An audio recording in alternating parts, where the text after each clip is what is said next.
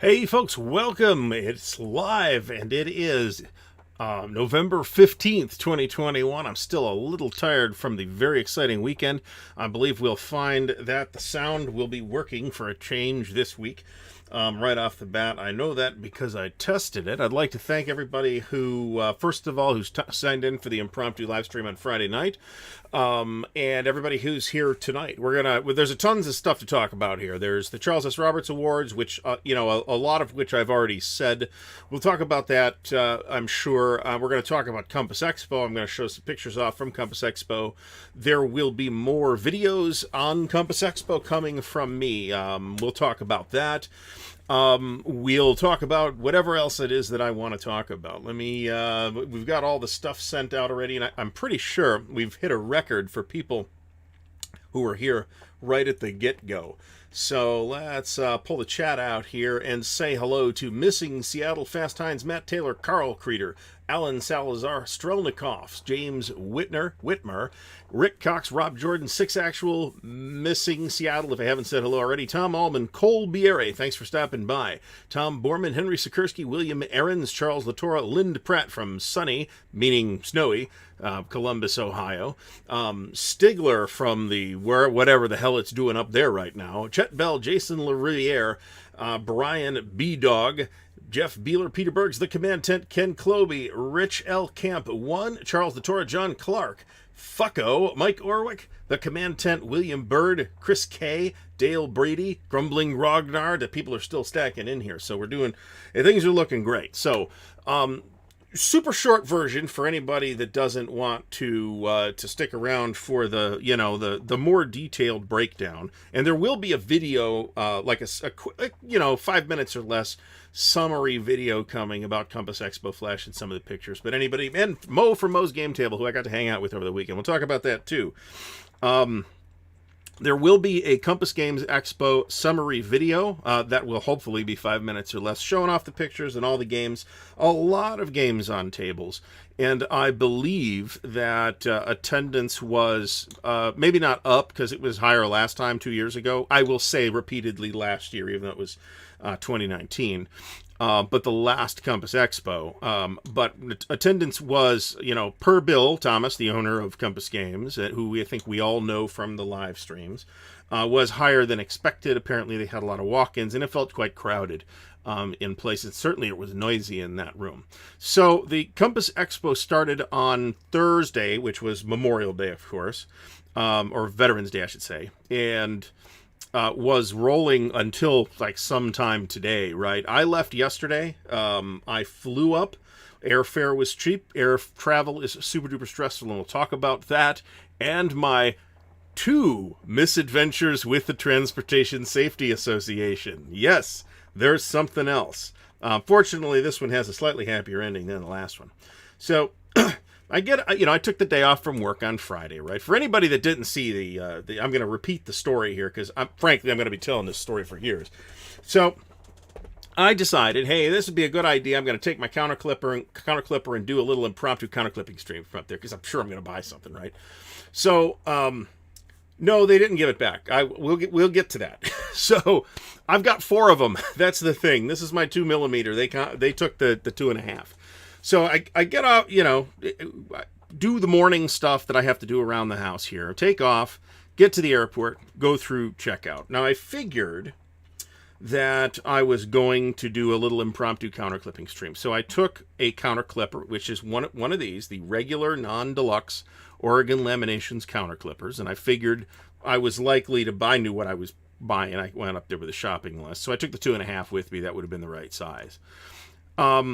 So I get to but I also think, hey, I don't want to have to check a bag, right? Because first of all, I flew on American Airlines. We can mention the San Diego Historical Games Convention, but I've got less to say about that since I was at Compass Expo.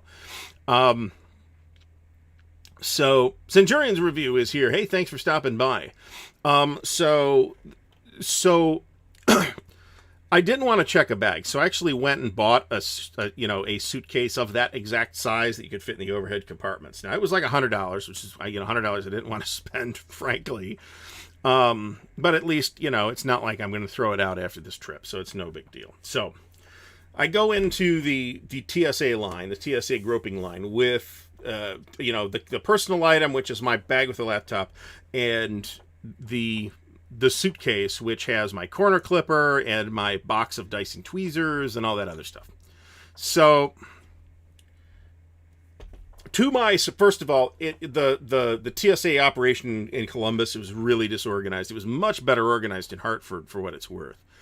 So they're pretty disorganized. They've got signs telling you to, take off your shoes and put them in the bin and take off your belt and empty your pockets. Then they come out and yell at you for doing those things. Don't take off your belt. What are you doing? The sign said, take off my belt. Just tell me what you want me to do, man. So we go through the line. They're waiting for me. Sir, is this your suitcase? What is this device? It's a corner clipping tool. It clips the corners off of little pieces of cardboard. Well, you're not allowed to have a tool more than 7 inches long on the flight. So we have 3 options here. We can check this bag, and I'm like, so how does that work? Can you do that here, or do I have to go back out, go into American Airlines, get the bag checked, and then come back to the line? No, you'd have to go back outside and go through the line. Okay, so no, and it's American Airlines, so they charge you for every checked bag. So option 2 was throw it away. Now, they balked at my bottle of shampoo too, because that's probably going to blow up the plane. But I don't care about that. That cost $2. I just didn't flatly didn't think of. So they could throw it away, which I didn't feel was an option, or they could take some money and allegedly mail it to me. Okay, which basically means I have a little card that I fill out with my name, address, and credit card number, and it goes in a baggie, and the counter clipper goes in a baggie, and it all goes in this bin that allegedly is picked up by the post office at some random time in the unknown future. That's what I chose to do. So I'm like, okay, that's fine. It's not the end of the world. I do have 4 counter clippers. It's not that big a deal. Block Oddity, thanks for stopping by. We will be talking about Mike Wilner's game, in fact. We might not talk about it that much tonight, but stay tuned. So we'll get to Stigler. We'll get to the tweezers later. So they did not give me any problems with the box of Dyson tweezers. Okay, it was only the counter clippers and the shampoo. So fine. So I get to the gate, sit around. Like halfway through boarding, they're like, all the overhead bins are all full, so you're going to have to check all bags on this flight. I'm like, really? And there's a it's a connecting flight, right? Because it's hard to get direct flights these days. So naturally, that means that I think, based on no evidence, that they're more likely to lose your luggage. So I'm super sore about it at this point. This has been a pretty shitty experience all around. Not super happy. They've taken my corner clippers away, the sons of bitches, and then they put me on a flight. And of course, the plane's uncomfortable, right? The seats on airplanes, modern airplanes, are designed not for humans, but for the Keebler elves, or for small and malnourished children. So everybody's uncomfortable. I'm uncomfortable. I will tell you one thing: my noise-canceling headphones paid for themselves on this trip in stress reduction on the plane. By the time we landed in Charlotte, our Charlotte airport's fairly nice, by the way. I had cooled off some and was not in a great mood, but trying to make it work. So I'm going to skip to the end now so I can finish the TSA story. So on the way home, right, one thing about traveling was that traveling by plane was that I had to be cognizant of how much games I could fit in my luggage. So thankfully, Billy over at Compass Games has graciously offered to help me with that shipping. So the loot video for Compass Expo will await the arrival of that box. Nevertheless, I did bring 4 games, technically 6, because 2 of them are magazine games, home with me. So we will have a loot video. So I'm going home. And the box of Dyson tweezers, and there's different guy in the Hartford airport saying, "Sir, is this your bag?" Yes. So they open they ask if there's anything sharp in there. They open the bag. He goes and examines each pair of tweezers. Now I don't have them with me, but I happen to have a customized pair of wargaming tweezers that are not replaceable. Right? They were made by somebody that I bought them from him directly, And I don't know if we'll ever see those exact tweezers again, and they're my favorite wargaming tweezers. So I would have been absolutely lost my absolute shit had they confiscated the tweezers too. At that point, I would have just said, check the bag, forget it. The stuff will turn up eventually, which would have been irritating, but I wouldn't have had that big of a problem with it. So they did double check the tweezers too. Now the tweezers aren't that big; they're all about 6 inches.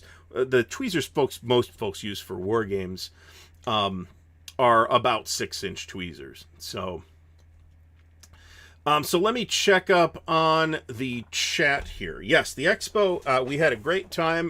Mickey Joof, thanks for stopping by. As Jeff Beeler mentions, this weekend was also Historicon. It was also San Diego Historical Games Convention. Harold and company have put a bunch of the San Diego Historical Games Convention stuff up, or at least shared highlights from it on social media. And a lot of that stuff is stuff that I'll be going through over the course of this week. It looks like they had a lot of good content. It looked like it was a lot of fun. Hopefully, in future years, we won't have to deal with this all the wargaming events around the same weekend nonsense. So I mean, it's, well, they, I can't argue with the TSA, right? I gotten tased and gone to jail. So, and the people there on the ground they're just flunkies, they're not the decision makers putting the stupid policies in place. So at least I got an amusing anecdote out of it. So I get there. It's about a 40-minute Uber drive from the airport in Hartford to the hotel that Compass Expo is at. Now, let's talk about the hotel. So last time it was at the Red Lion Inn or whatever it was called. That's like this big event hotel that they had up in that general area in Cromwell. And it was not the greatest hotel. It was old. It was pretty worn down. That in and of itself does not really bother me that much. Now, if like my wife was coming with me on the trip, which is a thing that, we might bring up later, I would want a nicer hotel, frankly. But, it was old. It was worn down. There were 2 criminal things about the Red Lion. One, it was that it was fairly expensive. It was something like $150 a night. Chad Kennedy, thanks for stopping by. And that's really expensive for an old crappy hotel. And second, they didn't have any coffee. And that's inexcusable. Even at breakfast. They did, on 2 of the 4 days we were there, they didn't have coffee. That is not cool. So this Comfort Inn that we had the event at this time is also old and, it's a bit beaten up, but it was also $90 a night, which is considerably cheaper. And they had coffee. Breakfast was not really breakfast. It was a fridge full of microwavable sandwiches. But there was a Dunkin' Donuts directly across the street. You could walk across the street in the morning, which I did, and get a Dunkin' Donuts sandwich and a cup of Dunkin' Donuts coffee. If you didn't want the hotel's coffee. The hotel's coffee was, it was not the greatest gourmet coffee, but it was fine. As long as there is coffee and it's not decaf, I am cool. I do not need any kind of froofy coffee. I just need some coffee. I mean, it was unacceptable, right? So this year, there was one big room, which was where most of the gaming was. There was sort of an outside the big room gaming area. There was a store room where the Compass Games folks were selling their wares. And there was a breakout room where there were 2 little seminar-y type things. One was a designer roundtable, which when I got there on Friday was in the middle of that. Actually, I walked in and walked directly into that. And then on Saturday night, there was a giant load of pizza from Compass. Make sure we're still up and running here. I think we're doing okay. There was free pizza from the fine folks at Compass, and there was a Compass Games update with a bunch of folks that are tied into Compass Games, including, of course, Bill and John Kranz and Mo and Billy and I forget the other youngster's name, to be honest. Was it Justin? I don't think it was Justin. I think I'm misremembering that. Now, it is not almost criminal. It is actually criminal. The pizza was pretty good. I ate entirely too much pizza over the weekend, I gotta tell you. So, somebody is pinging me somewhere, and I need to turn that off. So I don't know what's going on with that. That's probably that. So anyway, so a lot of games on table. So let's go over to, well, let's finish the 5th Infantry Division here. By the way, I actually haven't poured the scotch yet because we were in a bit of a hurry and behind here. It was super tiring. The travel was super tiring. And honestly, I spent so much time hanging around in airports, in part, but not exclusively, because there was a layover in Charlotte, that I didn't really save any time that I would have, from driving. And then if I had driven, of course, the problem with driving is last year, and I've told this story before, the problem with driving is that last year on the way home, in the last 2 hours, I got caught in a snowstorm, and it was one of the worst snowstorms we had of the entire winter last year. So the last 2 hours of the drive took me like 5 hours, and at that point, I'm like 14 or 15 hours on the road, and that's a very crappy drive. So I do not recommend it, but on the other hand, air travel sucks. So now, if you could take the train, which Kevin McPartland did, up from wherever, but this doesn't really make sense unless you're on the somewhere else on the East Coast. If you can take the train, take the train. Anyway, we're drinking. Strand of Hands. We're going to check. Can we finish this tonight? Maybe. Actually, if we apply ourselves, we can finish this tonight. And we're clipping Last Blitzkrieg, which is the last of the BCS games in hand that I have to clip. I've clipped Brazen Chariots and Baptism by Fire already, and Panzer's Last Stand is coming.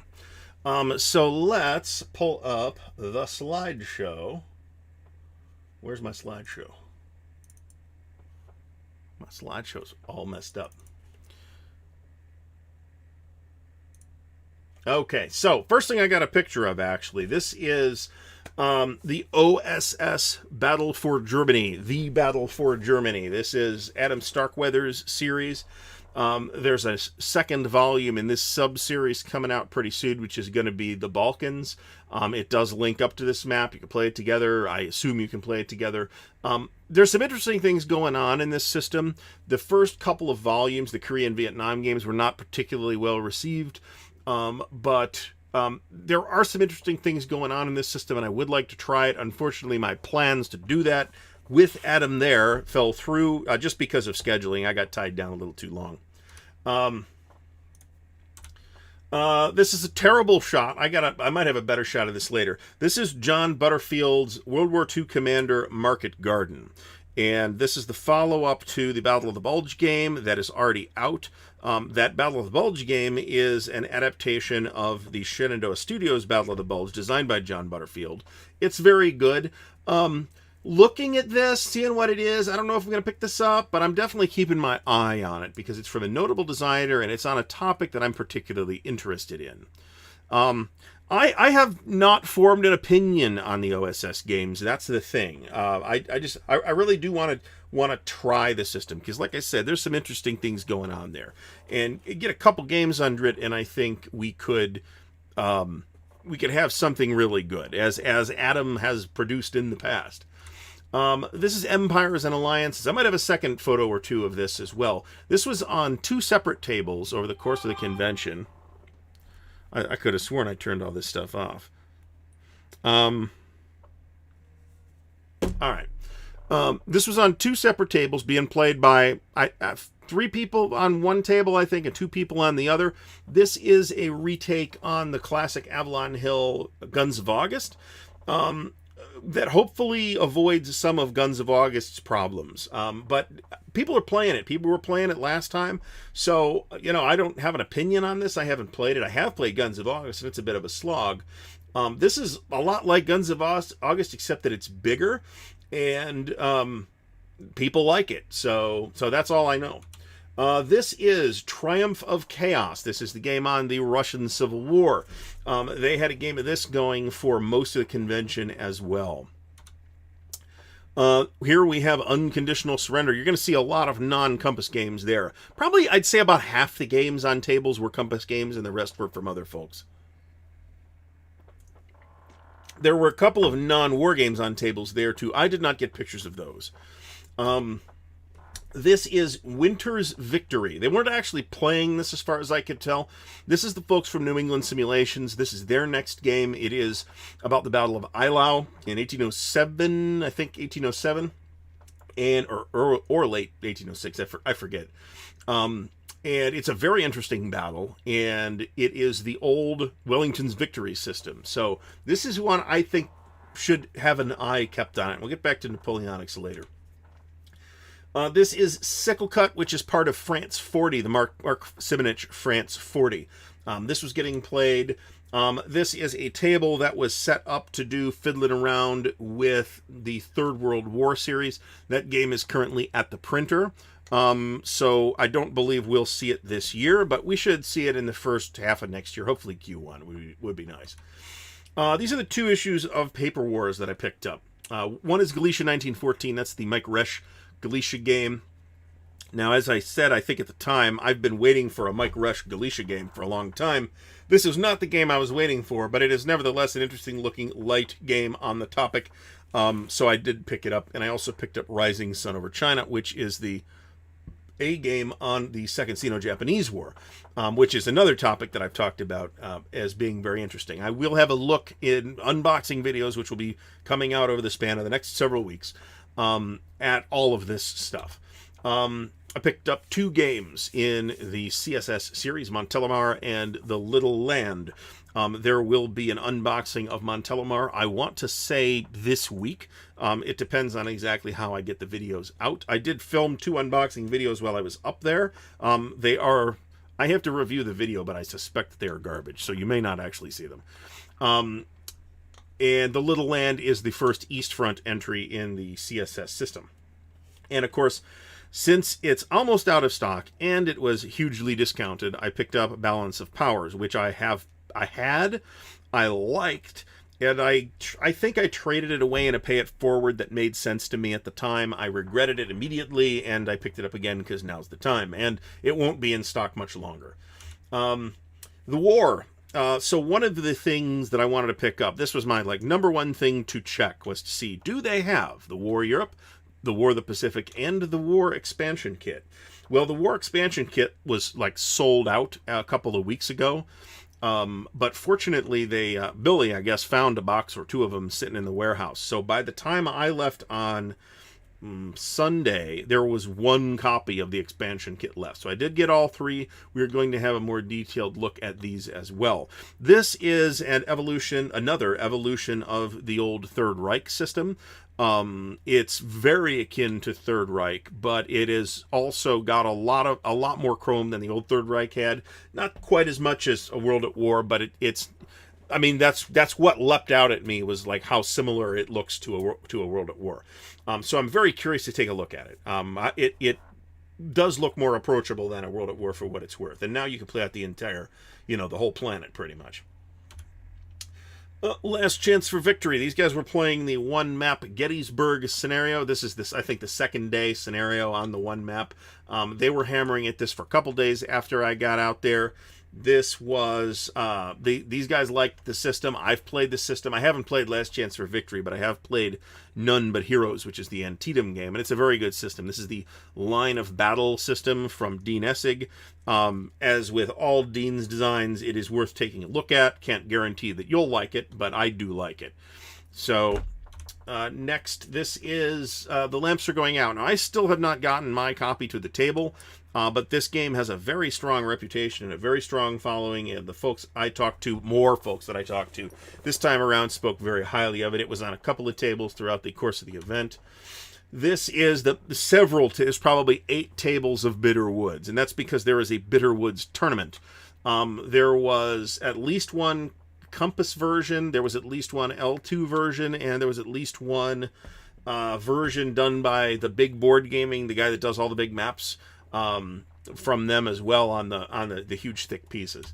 Here's another copy of Bitterwoods. I got several of these. This is Red Poppy's Volume 3 Assault Artillery. This was on a table. This looks pretty neat, actually. So I'm curious to get this to a table at some point as well. And here's the whole map. It's a 2-mapper, and that you put the maps end to end. So it's a little bit of an unusual layout. Here's more Bitterwoods. This is War for the Union. This is the old Clash of Arms game that Compass Games brought back relatively recently. I will say, I mean, I talked to the fellow one of the fellows who was playing it, and he likes it. And it's got a pretty decent reputation, although I think the best in class is still going to be considered the old Victory Games Civil War, I think.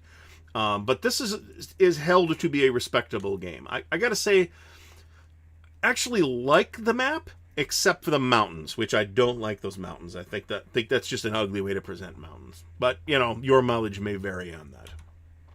This is War and Peace. A bunch of guys spent a good chunk of Saturday hammering away at this. This was, I think, before or right around when they got. It looks like it's before they got started. I think they took the picture on Friday, but they did play through this on Saturday, and the guys who were playing it seemed to have had a good time. French player was on the run from the very beginning, from what I gather. Here's U.S. Civil War. There were multiple. I believe I saw 3 of these on tables as well. One of which was one of the big blown-up versions, which I don't think I got a picture of. This is 1914 Glory's End. This is the old Ted Racer Command Magazine game as republished by GMT. This is a pretty good game. It comes boxed as 1914 When Glory's End and Where Eagles Fight. Where Eagles Fight being the East Front of World War I. And I do feel like the East Front game is a better game. This is a bit of, I mean, you kind of expect it to be, but it's more of a slog than you'd expect it to be. This is Operation Typhoon, the SPI Operation Typhoon. It's always great to see this kind of stuff actually on a table. And interestingly, I got to talk to several of the guys who were playing this thing, and one of whom was Milt Janoski, who is the designer of one of this year's big Charles S. Roberts Awards winners. We'll get to that topic too. The Jaws of Victory, and that's one of the things that came home with me, because I do believe that game to be worthwhile. And I, of course, here's Milt playing, a very similar system, a predecessor system. I'm like, Milty, can we expect an Operation Typhoon game from you? And he said, no, absolutely not. So so Milt says no, but that doesn't mean somebody else isn't working on it. This system is alive and well. This is Imperial Tide. This is Gregory M. Smith, the one-man industry. It has produced a 2-player game, and I don't know, for some reason, I got a better shot at this at some later point in the convention, but upside-down shots are bad shots. So, this is the Battle for Germany again, more Battle for Germany. I wanted to get this shot because it has the name of the game in the shot. This is another shot of Winter's Victory. There was no game of Jaws of Victory. There was last time. This is Sickle Cut again. This is part of the sales area room that Compass had on. They had pretty much everything that they have in stock. Almost everything was 50% off. There was a couple of things that weren't. The War expansion was not, because they literally had like less than 10 copies of it. And the World in Flames stuff, which they are selling as a partner for ADG, was not on sale. And at least one person did buy themselves a Whiff Deluxe. There was a preview table that they had set up of various games that they had proof copies of. This is part of that. Before they had that area set up, actually. These are 4 things that are coming up. Let's touch on this.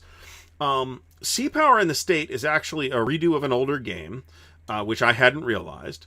I looked at it, and it looks considerably more interesting than I had thought that it would. I'm not sure I'm going to grab it, but it does look more interesting than I thought it would. Sniper Kill confirmed. I know there's a lot of people excited about that. Combat Volume 2, there's a lot of people excited about that. And Pacific Tide is a 2nd edition with minimal changes. From talking to Gregory M. Smith is one of the designers on that. Yeah, he's the designer on that. It is a light revision with just errata, but the map is mounted. If you wanted a mounted map, get this one. It's a game that everybody I've talked to that has played it has liked it. This is the whole table, but they had to still to put a couple things on there. So we can see Victory at Sea, a revision of an older Jedco game, Death in the Trenches, Napoleon's Eagles Volume 2, which is the 100 Days from designer Christopher Moeller, and Barbarians at the Gates, which is a, Fall of Rome type of thing. And the African Campaign. This is a second edition of the Compass Games edition of African Campaign. So they are totally on top of the old Jedco stuff. So let's see if we can catch up on the chat here, because we're way behind. Sorry about that. Yeah, Jason W. points out, and I didn't say this, sorry about this. Clearly the Market Garden game map is not the final map. It is prototype art. Well, I wasn't there for non-war games. I mean, if somebody wants to sit there and play Carcassonne, that's fine. That's fine by me. But that doesn't mean I'm interested in that.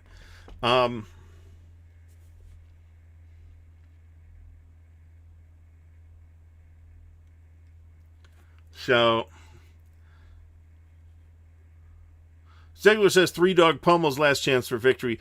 I don't agree with that for a couple of reasons, and that is something that we can get into at a later time. I think both of those systems have their good points, and Nathan at Wise Guy History has done a comparison between the two. I think he did, didn't he? Somebody did. I thought it was him. We'll go into that some other time. We got enough to talk about tonight.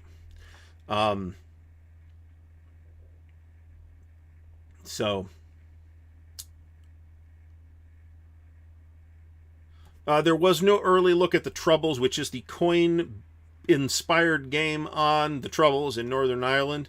I did not see that. Another thing that I didn't see was the war setup. It was set up last time, but I didn't see it set up this time. And I'm pretty sure I'd have seen it if it was there. I did not see demos of Sniper Kill confirmed. We did have demos of a lot of stuff, actually, including Mike Wilmer's Prelude to Revolution, a pile of other things. Maybe we'll get to that. Contact Now Read Eclipse from designer Steve Overton. I did not really get into that, but I did talk to Steve, and it does, Steve Overton, the designer, and it does sound like there's some good ideas built into that game if that is something that you're looking at. I did not see anyone playing Coalition, Mickey. Doesn't mean I didn't miss it, because there were games that were quick games that I didn't get pictures of everything, by the way. Here's Victory at Sea. Here's Combat Volume 2. Here's Barbarians at the Gates. Sniper Kill confirmed. Napoleon's Eagles. I've posted a bunch of these on social media, and you'll see them all in the wrap-up video as well. Here's more, a little bit wider shot of the Compass Game sales area. They, of course, had a whole big table of Paper Wars magazines, as you might infer from the fact that I bought a couple of them. Am I screwing this up? It's plausible.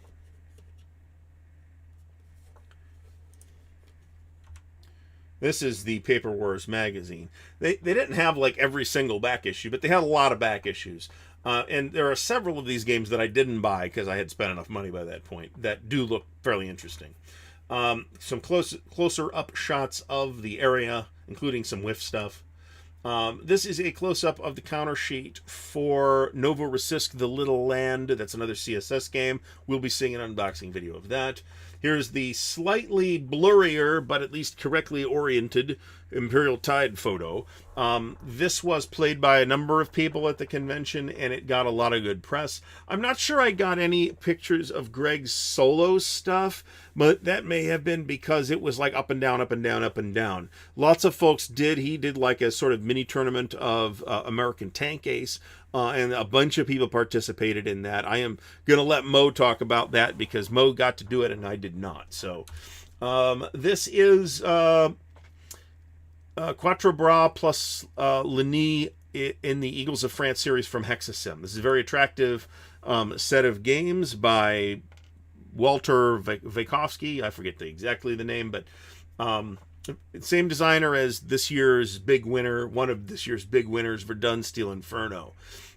These are good games, very solid Napoleonic games, and super pretty, I might add. This is World War II Deluxe. So I talked to these guys a little bit. I was like, okay, so this is interesting. It's like, this is an interesting scale. How long does this take to play? And they're like 6 or 7 hours. And I'm like, you know, if I'm going to play something this course, I'd like it to at least be done in 2 or 3 hours. So hopefully everything's okay with Ernie. This is Commands and Colors Tricorn, so people playing this. This looks good. I haven't gotten this to a table yet. Here's a game at Churchill that was happening with some very fancy 3D printed accessories, too, I might add. I didn't notice that. This is Stonewall Jackson's Way 2. So this was John from Half-Assed Gaming. Go check his channel out if you haven't done so before. He's not the most prolific content producer, but he does very, very watchable playthrough videos, mostly of Greek campaigns, the American Civil War stuff. I got to meet him and his lovely wife, who was up there with him for the weekend. A very patient woman. There's a slightly blurry but much closer shot. And they were playing the big 15 or whatever campaign scenario. Here's another shot of U.S. Civil War. Here is... I'm not 100% sure whether this is Russia besieged or Russian campaign. I assume it's Russia besieged. Which I did pick up, and which is another thing that'll be showing up. Cuban Crisis. You may get the sense that this is part of Third World War, and it is. It's some kind of add-on. I didn't get to talk to anybody about this, so I don't know anything about it. But somebody's working on a Cuban expansion for the Third World War games. And don't be stunned to hear more about some stuff in that realm, too. This is one of my most anticipated from Compass over the next however long it's going to be. This ought to be out, we think, around Q1. This is War for America. This is Gilbert Collins' game on the American Revolution. Very interested to see this, because I think Gilbert's got a lot of interesting things to say. If you've watched his channel, you know that he's got tons of good insights. I have not yelled about the CSRs yet. We will get to it. Besides, I'm all yelled out, to be honest. So Gilbert's got some really good insights. You should be subscribed to his channel, but he's got more subscribers than me, so I assume you already are. And Gilbert is Canadian, and I'm really interested to see what perspectives a designer from the Commonwealth will bring to an American Revolution game. Next up is... This is King Philip's War, which I may have an unboxing video if it turns up. Looks like Jason W. pre-ordered War for America. I think it's a good call. John Size here from the sunny Philippines. Thanks for coming on. So I'm coming on at the same time. Unfortunately, the country has changed the time zone. So we apologize on behalf of our government. So 110th. This is Undaunted. I think this is the North Africa one. It's pretty clearly the North Africa one. David Thompson's Undaunted. This looks, it's a David Thompson game. It's going to be elegant. It's going to be clean. So if you're into North Africa and want an easy, clean war game on that, maybe take a look at this. This is South China Sea, which I also picked up, which will be showing up at some point. Thank you, Billy. This looks super interesting, and I have Indian Ocean region, so I grabbed this as well. This looks pretty interesting. The maps link up, but there's no linking scenarios at this time, but hopefully we'll be seeing more on this system. If you want an air naval World War III type thing, this is quite clean and elegant looking. I was pretty impressed with it. So, War for America is not a coin game. It is a point-to-point card CDG. So, let's see here.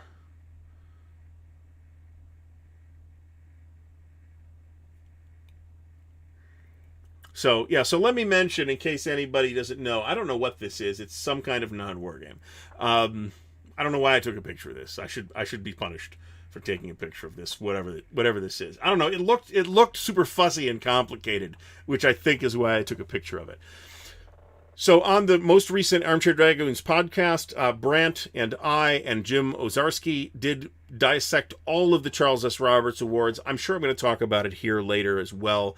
But if you want to hear us actually go through every single category and every single nominee and every single mistake, then tune into that. I am going to superficially talk about that tonight and probably complain.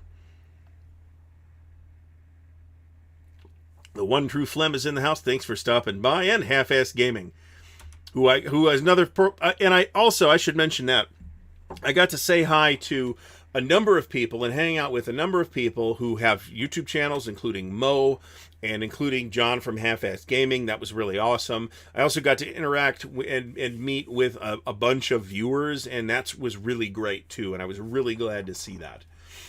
This is the Devil's Cauldron. It's one of the one-map scenarios. I think this might be the Saga of the First Airborne scenario. It's a great game. I'd like to do more. I would like to do more with GTS as a content creator because I think it is not getting the attention it deserves. But maybe we'll wait until Bastogne comes out for that. Another shot of War for America, or War for the Union. Here is a shot of War and Peace when they were actually playing it. This is the Conquistadors, or as it should be called, Los Conquistadores, I think. This is Combat Commander something. I don't know which Combat Commander it is. This is Kevin McPartland's game, Maori Long White Cloud, or something like that. Maori is what everybody's going to call it. This is actually a fairly interesting game. I got to play this last time, and hey, Chet, I don't disagree with you. I think it should. And we went for like well over 2 hours. Brant did trim some stuff.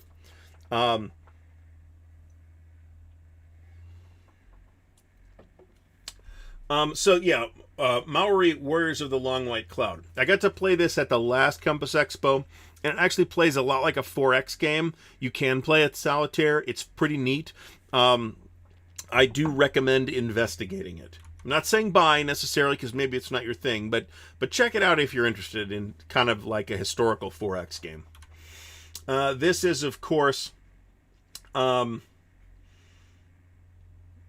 damn it, what's this thing called? I forget now. No Motherland Without. The game about the isolation of North Korea. This is quite a neat game. I haven't gotten this to a table yet either, but this looks incredibly interesting. And nobody else has really done a game like this. So I'm super interested in getting this played as well on my part. This is... I think this is the We Were Soldiers Kickstarter game. This is the thing that I didn't even know what it was until somebody told me what it was. It's not obvious. There's like the branding on this thing is like completely invisible. It's like impossible to tell what it is. So the CSR is a podcast, not a video. Carl, go to the Armchair Dragoons website and go to the podcast. It's the most recent one. Yeah, and this is the book. It doesn't, I mean, this is one of the books, and it doesn't even like have the name of the game on it. So this is Axis and Allies. I don't know why I took a picture of this either. This is Kim Kanger's game, Nemesis Burma 1944. A lot of people have had good things to say about this, but it's gotten a bit of a mixed reputation, I think.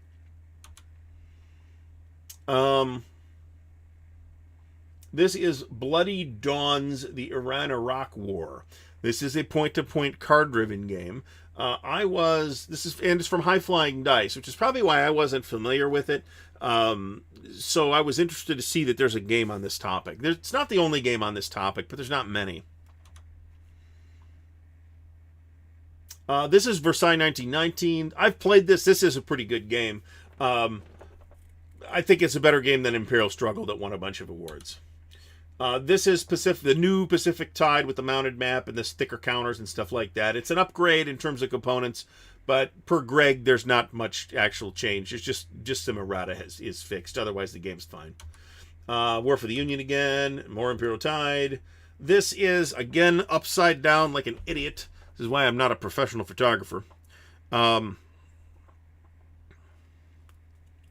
This is a map extract for the Bonaparte in Italy scenario of Nations in Arms.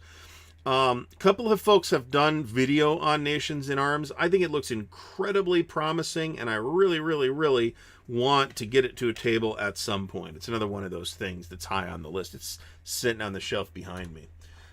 This is the Canadian whiskey that Mo kindly let me try. It is Legacy Blended Canadian Whiskey, which normally I would probably not buy on my own, but it was very drinkable. Very drinkable indeed. So thank you, Mo. Here we have... that's not my last picture. Come on. Maybe that's my last... It can't be my last picture. Maybe it's my last picture. So anyway, I'd say it was quite a successful event. One thing that I didn't get to do is get pictures of the flea market tables. So basically the way this works is there's some tables at the back of the room, and you can put your own stuff on there, and there's sheets for it, and you list your own prices, and if somebody wants to buy something, then they come find you in the room wherever you are. And if you rotate the pictures, it all looks weird. And Mo, of course, mentions Lucky Little Luxembourg, which we do talk about on the podcast. So for clarity, the official Charles S. Roberts Awards video presentation was done by Dan at No Enemies Here and is viewable there. It's about an hour. And then we spent 3 hours on the Armature Dragoons podcast talking, and by talking, I mean bitching, about those awards. So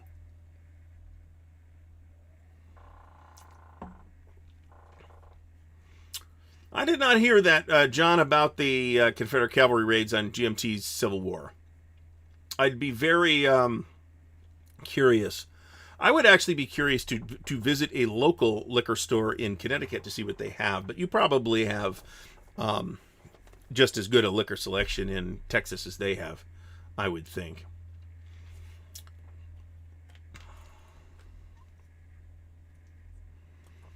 I mean, I still see U.S. Civil War on a table or multiple tables at every single event that I go to. I'm not sure I saw it at Winter Offensive, but other than that, I see it at Origins. I've seen it at Compass Expo both years. I've seen it. Where else did I go last year? I forget where, but I see it all over the place. So, and it is a very good game. I think it's a very good game. Whether there's a problem with the cavalry raids rules or not is a good question, but I'd have to actually feel that out myself to have a real opinion on it.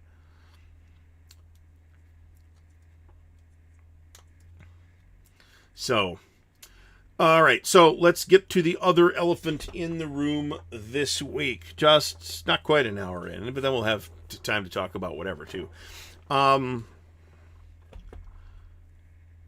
Which is the Charles S. Roberts Awards. Okay, so again, if you want the detailed breakdown by two relatively serious wargamers and Brent about the Charles S. Roberts Awards, and we go through every single category and all that stuff, then go listen to the podcast. We're not going to be doing that here tonight. So the executive summary, however, is that there are enormous problems with those awards, and many categories had fanciful nominees, let's say. Nominees that were either not appropriate because they weren't, clearly in the category, not appropriate because they weren't published in that year, or not appropriate because they were preposterous nominees. There are... I don't have the list in front of me, so like I said, we're not going to go through it. But there are numerous examples of all of those things. Numerous. Now, it's a popular vote, right? So we have to understand that it is a popular vote. At least most of the awards. But what's so it's not surprising when a game like Imperial Struggle wins a bunch of awards that maybe there's more worthy. And I'm not pointing at any specific award for this. I think Imperial Struggle is okay, but I don't think it's amazing, and I don't know that it's best in class. I think it only wins in a couple of categories because it's a high-profile game from GMT. And I think at this point that the current process, I don't want to blame the people, because at least parts of the process are inherited from the old awards, right? So I think the process is damaging the Charles S. Roberts Awards at this point. I'm not willing to say that that's broken. So, and I do think that is an overused word, just like the word unplayable is also overused. I'm very careful about using that word. There are games that are legitimately unplayable, but they're actually pretty few and far between.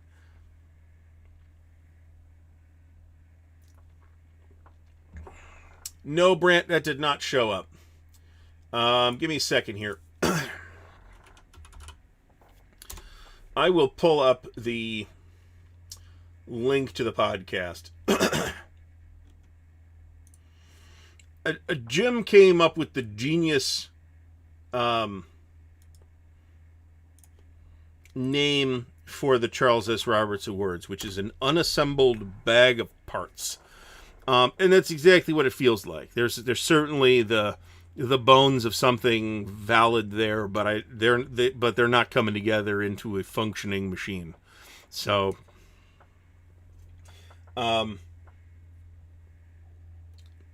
the folks who are doing it have Roger's blessing to do it. So, I hope they could turn it around, but it's a real mess right now, and it's just getting it's just.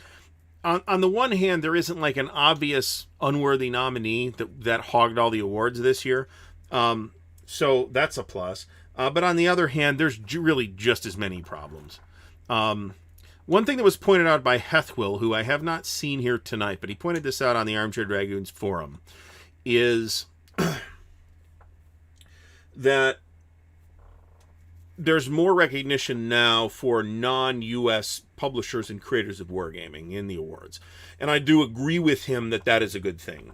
There has long been a little too much U.S. focus on the hobby. There are a lot at this point. Every year there are a lot of interesting designs coming out of places like Europe and Japan and China. And I'd like to see those get more recognition. So I'm all for that, and that's a good thing. But I mean, other than that, that warm, fuzzy feeling right there, everything else is pretty much on fire. So anyway, so welcome for all the other folks who have shown up since I said hello to people. I don't think I can catch up to that at some point. Now, as Tony Mammal points out, a lot of what we do in this kind of breakdown, right, is exactly the kind of thing that people do with like the Rock and Roll Hall of Fame, right, where it's like so and so deserves to be in there and they're not. How is this ridiculous? And blah blah blah blah blah blah. And we do some of that in the podcast, right? So that isn't necessarily to say that so and so doesn't deserve an award, but that these other folks have been overlooked, and the list of overlooked people is really big. So.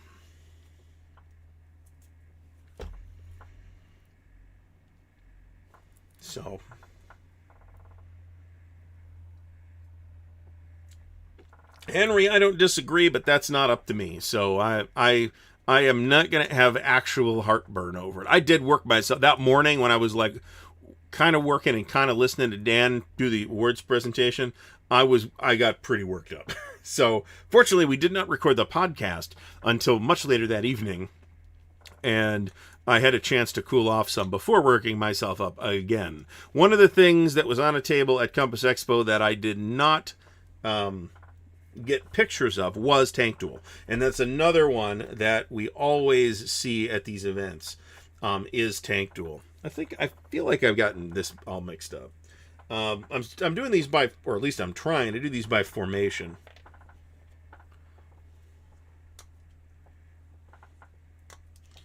We'll have to sort it out.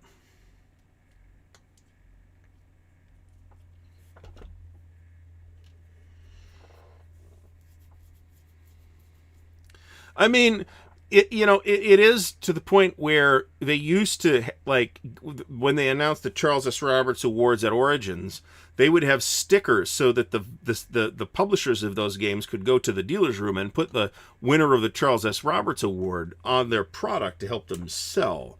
So now, whether the current awards have any beneficial value on sales, I don't know. I don't know that they do. It's plausible that they do not least because the awards weren't a thing that was happening for a long time. They're not attached to like an event or anything like that right now. I do think Veterans Day, or I did it again. No, Veterans Day I still did it again. Is a good day to make those announcements. So that's good. But I also have the sense, he didn't tell me this. This is me guessing. That release date was basically determined by Dan rather than being determined by any kind of process. So, Ronald Nicholson, thanks for stopping by. Everybody agrees that Tank Duel is great. What I didn't show you pictures of, because I had it in a separate folder, let me talk about this, is Mike Wildner's game Prelude to Revolution.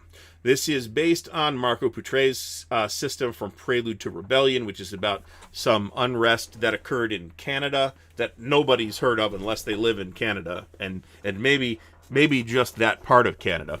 But it's a very interesting and clever system. It is a card-driven system.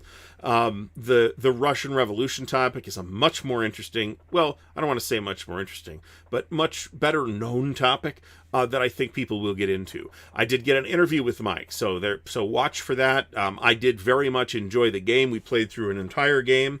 I think it is absolutely worth a look, particularly if you're interested in the Russian Revolution. Not Russian Civil War, right?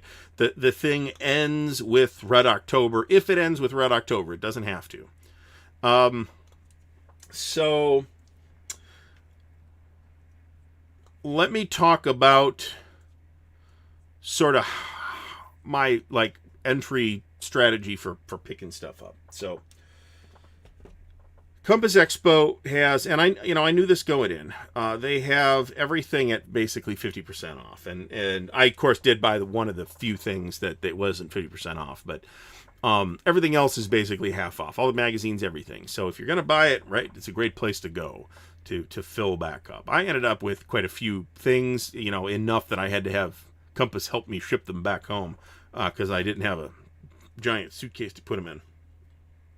So the loot video will wait on that. But I actually went up with a budget and a shopping list to say, hey, here's the big contingency. If this is here, meaning the war Europe, the war expansion kit, and the Pacific are all three there, buy that. If all three of them hadn't been there, I wouldn't have bought any of them. So there's 125 people watching. Holy cow! There's 125 people watching. Holy cow! Okay, thank you. Yeah, so let me mention that, since I don't like to keep harping on this, but if you'd like to help support the channel, there's a bunch of ways to do that, including doing things like the Patreon and buying merchandise and all that stuff, and I'm very happy with the t-shirts. Unfortunately, my new load of t-shirts didn't show up in time for Compass Expo, so that's unfortunate, but what can you do? But you can also help the channel by subscribing to the channel and by thumbs upping the video and being here in the chat. Just everybody that's here in the chat is a friend of Ardwulf's Lair for being here. So please do thumbs up the video and all that. Jeff Bueller says the 1837 Upper Canadian Rebellion did see a flaming ship go over Niagara Falls. That makes it sound awesome, doesn't it? So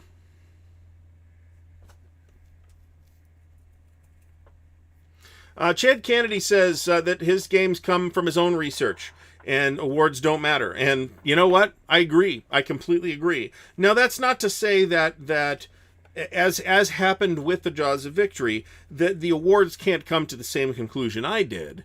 But there's plenty of things that won Charles S. Roberts Awards last year and this year that I don't own, and I judge not worth my time, not because they're bad as such, but because I'm just not interested in those things.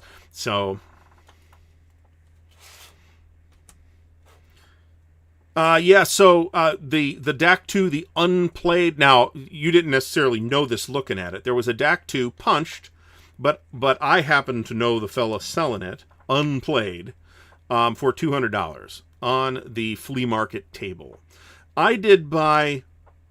Well, okay, I bought one thing off the flea market table. A kind and generous viewer was kind enough to donate another item to me, which it will be here with the rest of the stuff, because I put it in another box, which is the old Avalon Hill version of OSG's 100 Days Battles, which I had as a kid. And he only wanted $5 for it. I grabbed that. He also had the second edition of GBOH, Simple GBOH, so I grabbed that as well. I had the older one, but it'd be nice to have the updated rules. Mike Wilner actually grabbed that deck too. Mike's a big OCS player, as it turns out. So so I got along real good with Mike, to say the least. So Martin Sample, thanks for stopping by, Marty. Appreciate it. Now, my GB2 came from Marty, for your information. Or one of my 3 GB2s, I guess I should say. And Doug Sunset is here. Jonas Molting from Sweden, Gothenburg, Sweden. Apparently it's after midnight there, let me put it that way. $200 even for a punched copy of DAC 2 is pretty good.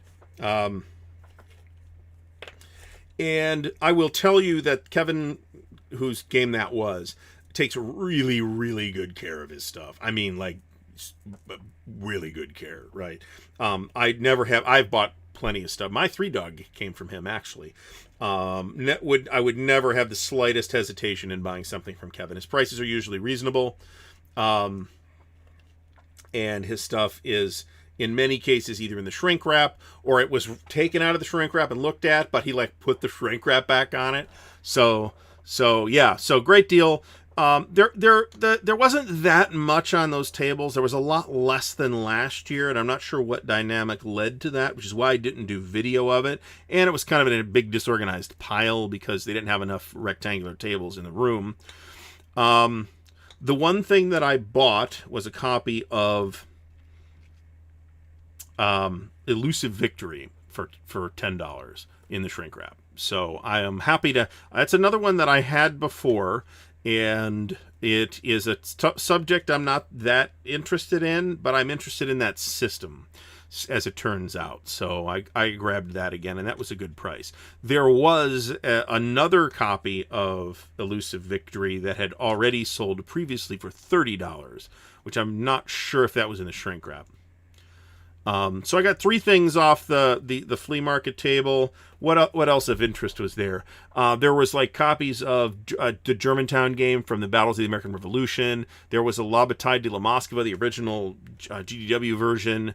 There was a crate of miscellaneous magazine games. The piles were... So, yeah, bear that in mind. I got there on Friday, and, it's very plausible that there was more stuff on Thursday, because that stuff gets picked over pretty fast. In fact, that's the first stuff I went and looked at. Lee Brimacombe Wood has hinted that he's going to revisit that Downtown series, so I do think we might eventually see a reprint of Downtown for those who are pining for it and don't want to pay the ludicrous amounts of money. I don't expect that will be soon, but... I think there is a chance that it will be reprinted. I'm going to turn the fan on because I am warm, and it's really me the talking. It's all the hot air.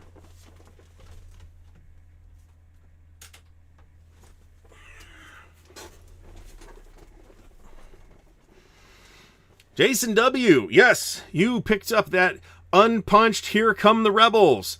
It was like $25 or $30. That is a great buy. He actually asked me my opinion. I said, yes, grab it.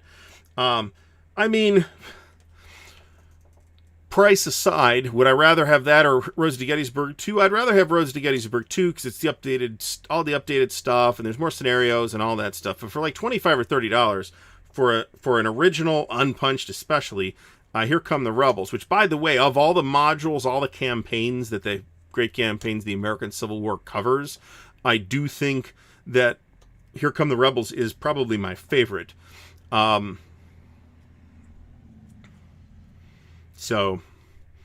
Marty's right. There's not that big a difference between DAC 1 and DAC 2. You can totally play DAC 2 with the DAC 1 components. It's not a big deal.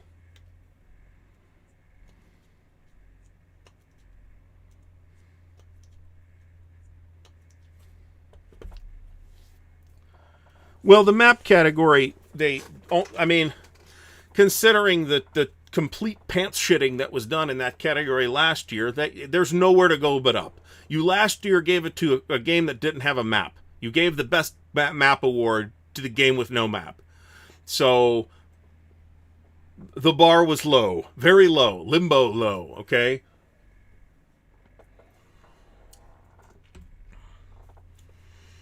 Perfidious Albion, you really don't. The markers are not identical, but you can use the old rail interdict markers instead of the train busting markers and stuff like that. You can completely get by with the old markers. It's not a big deal.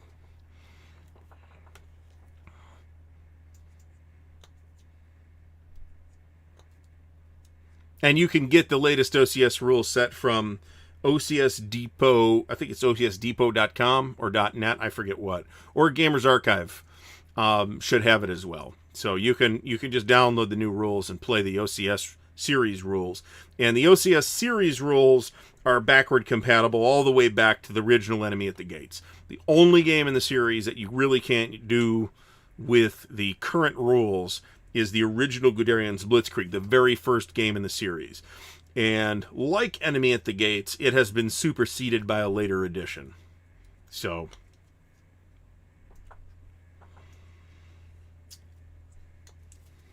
I think we might have hit a record tonight, actually. That is I'd have to look and see what the record is. It's about 120, I thought, but we'll have to look at that. You can play it with that. I mean, the markers haven't changed that much. There are some cosmetic differences on the markers. Like the new markers don't have step loss 4s, but you never needed step loss 4s. There's no units with 5 steps. So there are now step loss 0 through 3 markers, for example. So H. Tuna, thanks for stopping by. Michael Kirk, also thanks for stopping by.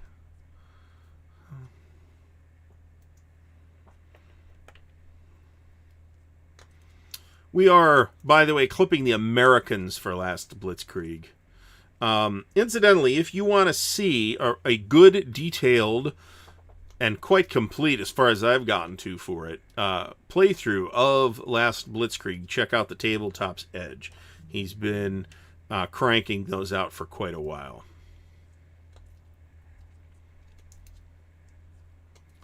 So Wayne, thanks for stopping by. So yeah, great time. So let me circle back to Compass Expo because I didn't really have a concluding statement, and this will be in the video, the Compass Games wrap video, but I'm going to keep that real short. I had a great time once again. Thanks to Compass Games for putting on a great show. It will be at the same location next year where they have for the last few decades been promising to replace the carpet. It's worn carpet. It's pretty worn carpet, but who cares, right? The more important thing was that they had a spacious game room. The lighting was pretty good. The game selection was very good. There were a lot of different games on tables. There was no one dominating thing. The game with the most number of tables was obviously Bitterwoods because there's the tournament. Attendance was down from last year, but it was down less than Origins was. Origins was about half. Gen Con was about half. This was down by about 30 people maybe. So the numbers were good, and the room was hopping on Saturday especially. So I am super duper happy that I was able to go. Hopefully I will be able to go next year. My situation is not stable enough for me to say definitively today that will happen. But there's a pretty good chance that it'll happen next year. So, so stay tuned for that. There's even a chance, depending on how things shake out, that I might be able to go to CSW Expo in 2022. But again, we'll see. That's a pricey trip. So,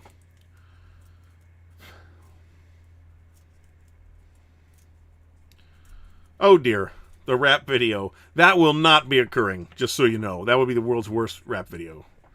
It's like, who's this guy? Oh, very interesting. Jeff Beeler says you can order Hollandspiel games from Board Game Bliss in Canada. By the way, Hollandspiel is having a sale right now, so if you're tempted, buy any of Hollandspiel's games, and Nicaea is out, and I do want Nicaea. There's a couple other ones that I want from them, too. The trouble is I kind of spent all the money already, so sorry, Amabel, but you're gonna have to wait for another week or two before I can order Nicaea.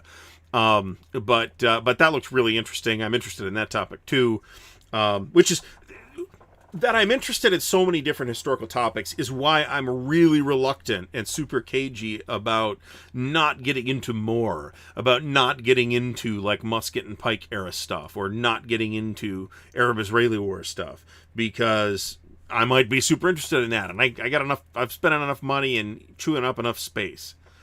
Hollandspiel, I don't even know that I would characterize Hollandspiel as a wargame publisher. They certainly have published wargames, in some cases fairly conventional wargames, but they also do a lot of really innovative and experimental games, and I really, really like that. And largely they're pretty good games too. I think their track record for doing really highly experimental games is really good. And they have print on demand. So always in stock is a little bit of a misnomer, because they have had some games designed they have contracted the publication of games from designers. So Meltwater, for example, is no longer going to be available from them after the sale.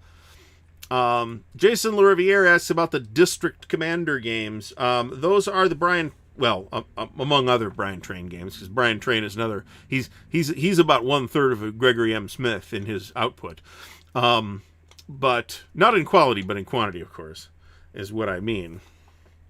I do know the District Commander games actually look pretty interesting, and Brian Train has a lot of interesting things to say as a designer. So I'm not making a specific recommendation that you should go get those, but I will say that Brian's work is generally worth a look.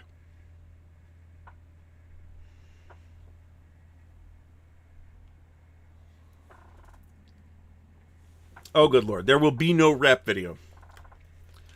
So there will be a loot video, though. Once the rest of the loot shows up, which hopefully be this week. We'll see. We'll see. I did the... one of the things that people say to me sometimes is, hey, I watched your video and I decided that I was going to grab this game. Or sometimes they say, I watched your video and I decided that this game was not for me, which is equally encouraging to hear. I'm glad. But don't think that I myself am immune to that. When I do the buddy unboxings, which I've done quite a few now, there are plenty of occasions, I don't know about plenty, but there's been several occasions when I was impressed enough by what I saw to grab that game myself. One such example would be our new hotness, Jaws of Victory. Another example would be the recently, and I think coincidentally, same system, or same, family of systems, the new Kharkov battles from Compass. I grabbed that while I was up there, and frankly, I would have grabbed Fall Blau if I had had a chance, but Brittany took all the copies of Fall Blau, so we can't have that. So I'll have to try and run one of those down. That's probably going to get reprinted at this point, so we were pestering Bill. Another thing, and I'm going to let Mo talk about this on his channel if he would like to, because Mo knows more about this than I do, since he is the fella who is helping coordinate it, is that there is an actual vassal program now at Compass. So future Compass releases should have vassal modules. Now, I think they're probably going to spend some time catching up, but still, it's really good that is happening. I see vassal modules as an absolute necessity. Certainly the presence of vassal modules, and I say this as somebody who's not tied to vassal is my only way to play. certainly the presence of a vassal module has encouraged me to buy the game, because it tells me that the game is being supported and people like it, right? That somebody made a vassal module for it. So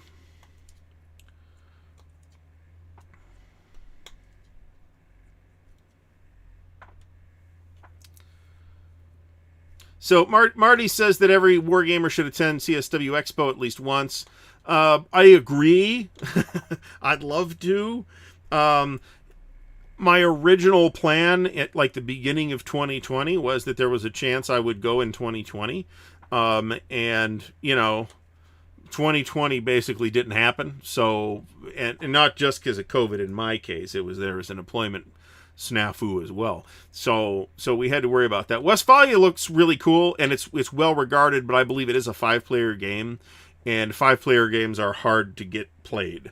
Another thing that I'm not sure, I thought I grabbed a picture of this. No, I definitely did, because I shared it on social media already. Here I Stand was on a table. I'm not sure what happened to the picture in the slideshow, but Here I Stand was on a table at Compass Expo as well. And that's another thing that you really never get to play outside of conventions, because it's so hard to get played, because you really have to have the 6 people. You don't have to have 6, but you can't have 5. It don't work with 5. So let us. We're still trying to kill the Stranahans.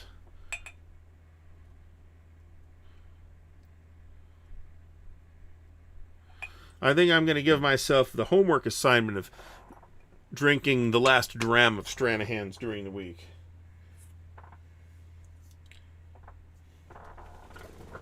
Rather than drinking it tonight. So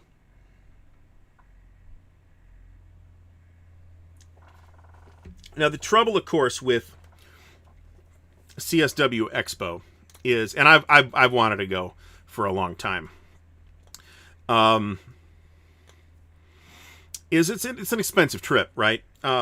It's you end up having to fly, and right now I can tell you that airfare to Phoenix from Columbus, Ohio, is roughly $400, $450, because I checked like yesterday while I was waiting in the airport. So there's that. If you can drive, great, but if you don't live within a day's drive, then you're taking like multiple, it's already a week-long event, and you're taking multiple extra days to get there, and most people are not going to have the ability to do that. Thank you, Bradley Bigger, for subscribing to the channel. That finally, the notification finally happened. So we found out that works. There's also supposed to be streaming comments on the side of the chat, but clearly that's not working. So we'll just work on that sometime later. Here I Stand is an extremely neat game. I think very highly of it, but it's hard to play, not because it's like difficult, but because you really need 6 people, and it takes like 6 or 8 hours. So Virgin Queen's good also, and it's a little more forgiving in terms of number of players than Here I Stand is. Tanto Monte, or whatever it's called, the prequel to Here I Stand that's coming. Curious to see how that shakes out too. Now, see, John Sai is independently wealthy, so he is living the life of luxury over in the Philippines, so he can afford to go to the Concept World Expo. Us Ohio peasants cannot afford it, which is not to say never, right? So I do want to go. It is not impossible that will happen in 2022, but there are no dates. $390 to Phoenix from Dallas. You might as well drive. It's not that far for you to drive. It'd take me 3 days to drive. That's the problem. I can't take 8 days off of the convention and then take another week off just to drive. You could probably drive it in one shot. I mean, you live in Texas. You can drive 10 hours just and never leave Texas.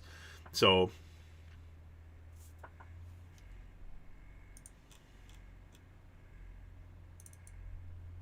oh, look at that. I found the rest of the screenshots.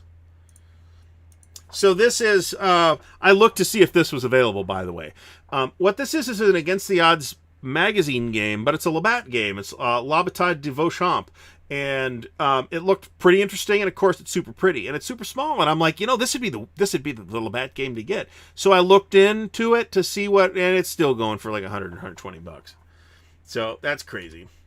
And here's the map. It's real pretty. Terry Leeds map too. Terry Leeds is doing really good map work. This is Crusade and Revolution. This is Compass's game about the Spanish Civil War. Very highly regarded. It's gone through a couple of editions at this point. I haven't picked it up. I just don't have room for it at this point. Here's another shot of Nations in Arms, I should say. Here's a slightly less bad shot of Market Garden, World War II Commander Market Garden. Again, there's several Ohio. That's the Ohio royalty that shows up, though. That's not the peasantry. There are several people from Ohio that go, obviously. Obviously, these are not final components for the Market Garden game. These are absolutely playtest pieces. Here's Here I Stand. Here is the Galicia 1914 game from Mike Resch. Actually, nice components, too. Nice thick counters. Everything's real nice on this. I guess there was some controversy about the Tobruk map that Wayne had made a video about earlier, and I don't disagree with the criticism particularly, although I don't have a problem with that map. Certainly, one typically expects magazine war games to be produced to a somewhat lower standard than boxed war games, right? Should we have that expectation? I'm not sure that we should, but certainly we always have. That's been the reality of it. So we talked to Martin, we talked to John about that, and John is working on hammering out the exact timetable with the site. The site is really supposed to be nice. It certainly looks nice in the photos and video that I've seen. Dave, yep, yeah, exactly. You know what I'm talking about. Dave himself would find that hilarious, I think. So Dave often checks in. Yeah, see, even Spirit is 371. So apparently, it's Phoenix is like there's like an embargo on Phoenix or something. John is talking. I'll tell you, the dates are not firm yet, so they may end up being anything. But John's talking about August.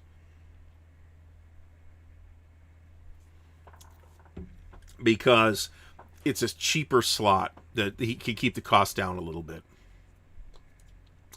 Achilles mentions that there's a lot of people from Ohio in Phoenix, and of course, that's true because everybody wants to leave Ohio. Carl mentions that the hotels around the Expo are cheaper than the Expo hotel, and I'm sure that's true, but it's always really nice to stay at the actual event because it's worth more to stay at the actual event and be able to say, hey, I want to stay up late drinking with the fellas tonight and not have to worry about stumbling across the street in the middle of the night, right? So,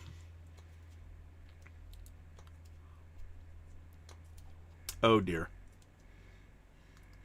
Brant's making trouble again. I'm hearing bad things about Spirit Airlines, by the way.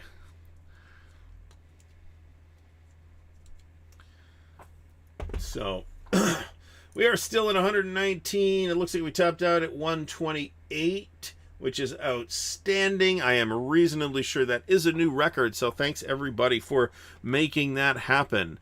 I didn't think the Compass Expo wrap-up was going to be quite that popular, but there was also... oh, God, Jeff. Well, of course she didn't make it back because her city was Akron, for Christ's sake. Who wants to go back to Akron? So, the armpit of Ohio.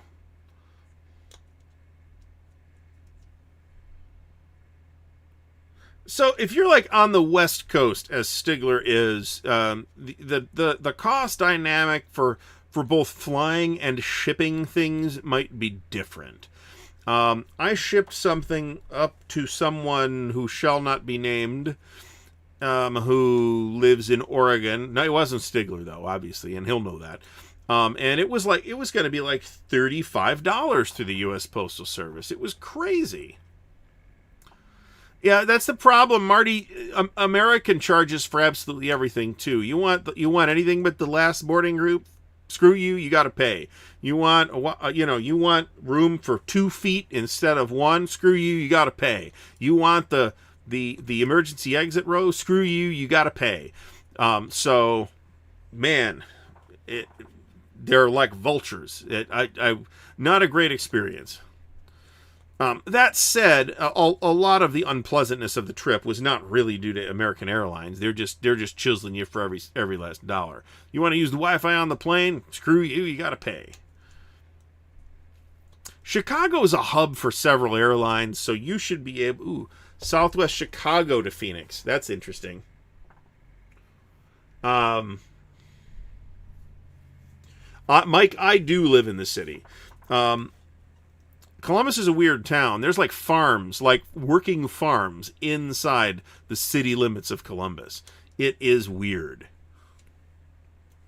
Actually, I could have upgraded to first class on the American flight home for $50, and I thought about it, but it was like the second flight of two and the shorter flight of the two, so it didn't seem to make much sense just for the sake of saying I flew first class. Well, Henry, I think that's true, but that's why airfare is so cheap right now, too, is they're desperate for fares. But on the other hand, you know, on the American flights, 3 of the 4 American flights I was on were 100% full. So, fuel costs are up dramatically, that's true. And that's due to the logistics problems. So...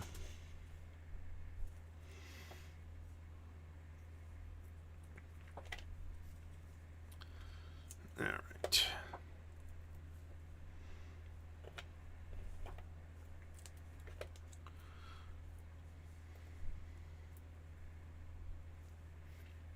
Yeah, maybe, you know, I should have, but I don't really mind.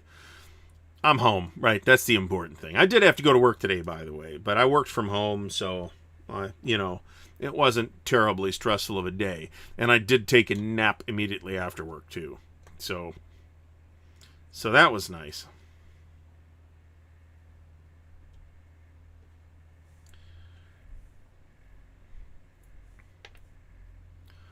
Bradley's a retired air traffic controller who drives now.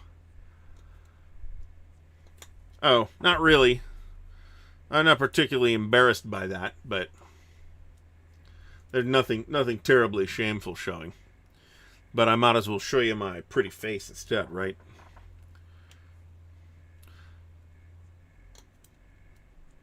Southwest of Phoenix at 158. That's pretty good. I would have no hesitation to do that.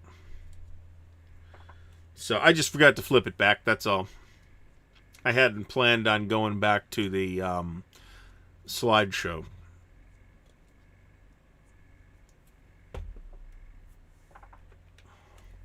It's all good.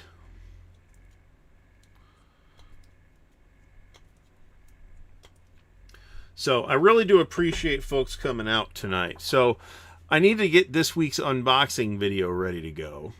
We might have an RPG video at some point. I picked up the Traveler new Atlas of the Imperium for Traveler 5th edition. It's system stat free though. It's not tied to 5th edition. Unfortunately, I'm pretty disappointed with it for a number of reasons. So maybe I'll do a video on that. Well, we are wargamers. I mean, we shouldn't be particularly ashamed of looking at spreadsheets and statistics, right? So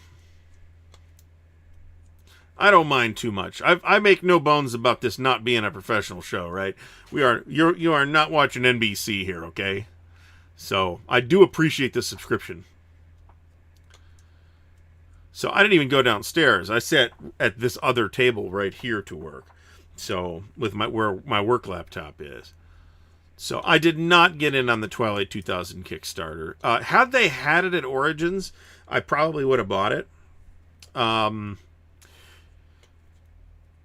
it does look like it's got some neat things. You can always play those rules with the old setting, right? They have changed the setting, by the way. So it was Free League was at Origins, but Twilight 2000 was on a boat, so not much we could do. I did not notice any stinky wargamers at Compass Expo, by the way. So just so we're all clear on that, Stigler. That is a trend that has been trending, thankfully, downwards for many years now. I do believe that folks are starting to get their Twilight 2000 Kickstarter things now, and by now I mean in the last couple of weeks. So don't be shocked for to see unboxings and that kind of stuff of it. But I did not buy into it. I'm not the world's biggest Kickstarter guy, to be honest about it.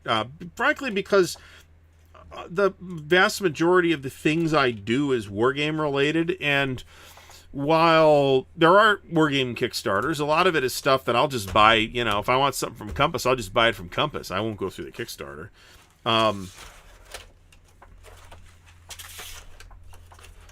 Perfectly satisfied with that. Now, on the other hand, I have gotten a couple. War and Peace, the new War and Peace, for example. That's one that I did get through the Kickstarter. And of course, if it's a Traveler Kickstarter, I'm all about that. And they haven't really let me down. I did get on Chaosium's Kickstarter for Call of Cthulhu as well, the recent one.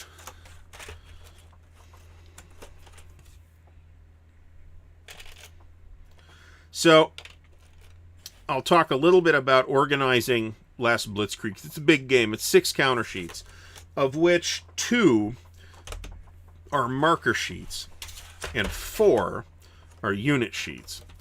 And interestingly, I am going to be able to get pretty comfortably the entire game into 3 trays. I almost made it into 2, but I would have had to compress it a little more than I wanted to compress it to get it into 2 trays.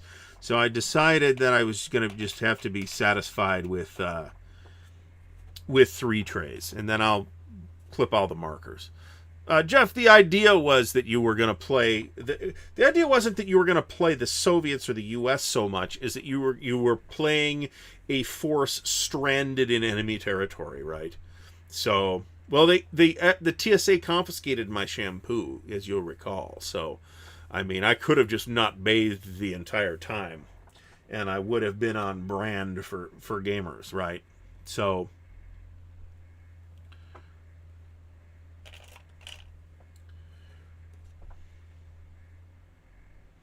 6th Infantry, where is this going? 26th Infantry. 28th Infantry.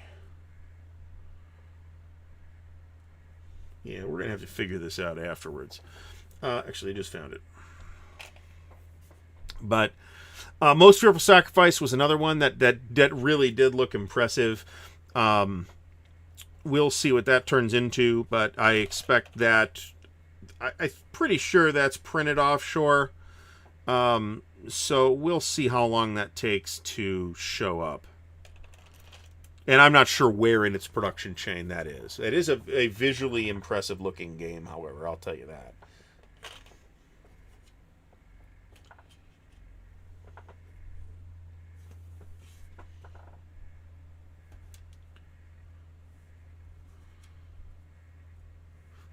I am still a little tired, to be completely honest about it. The air travel was very tiring. I think the hotel did have complimentary soap and shampoo, yes, and that's what I used. But you know, I like my stuff. So unfortunately, it was not to be. So what can I say? I was just happy to be able to be there. It was really great to meet certain people, like Mo and a variety of other folks. Jason was there as well. We got to chat with him for a while. Met some people who were coming from not terribly far from my area, right?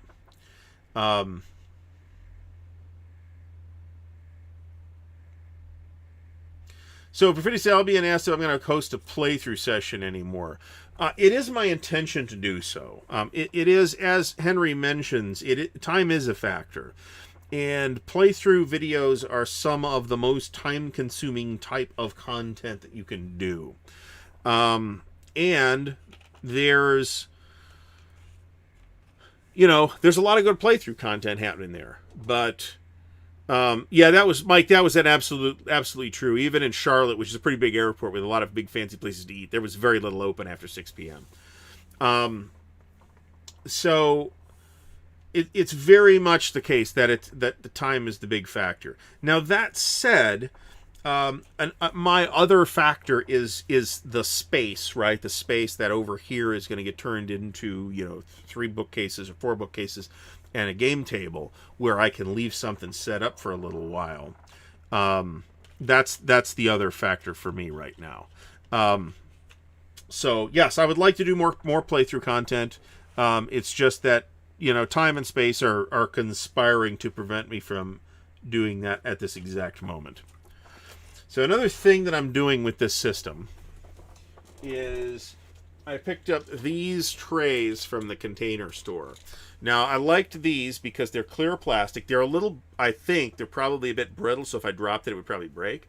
But the lid comes off completely and is not hinged, so I can just stick this marker tray right on the table and use it as a receptacle for those kind of markers. So I've got all of my BTS now.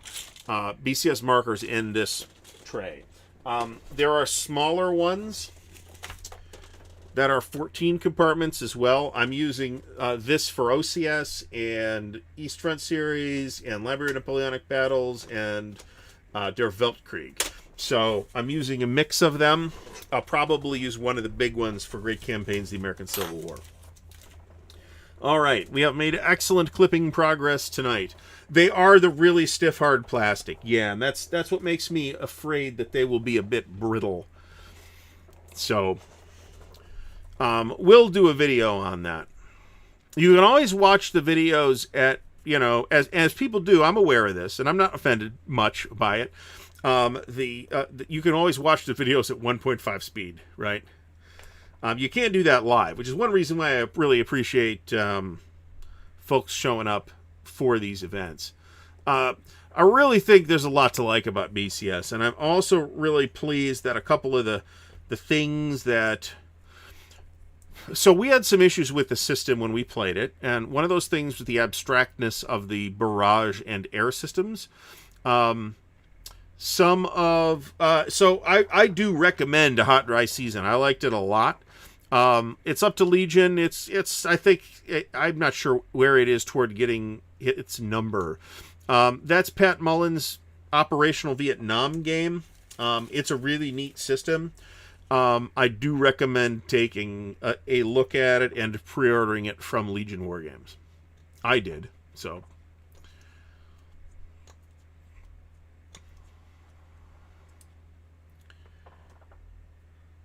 We're now with the 4th Cav group.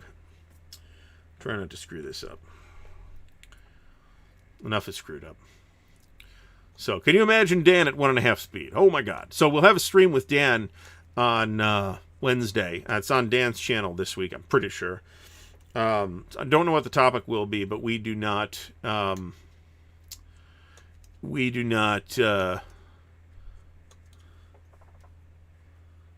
decide these things until right before the show. I'm doing pretty good with the Italians in Greece, but it's a matter of the timetable. There start to be sort of scripted penalties that start happening if you don't make things happen in Greece by a specified date. So it's a typical Europa mechanic. So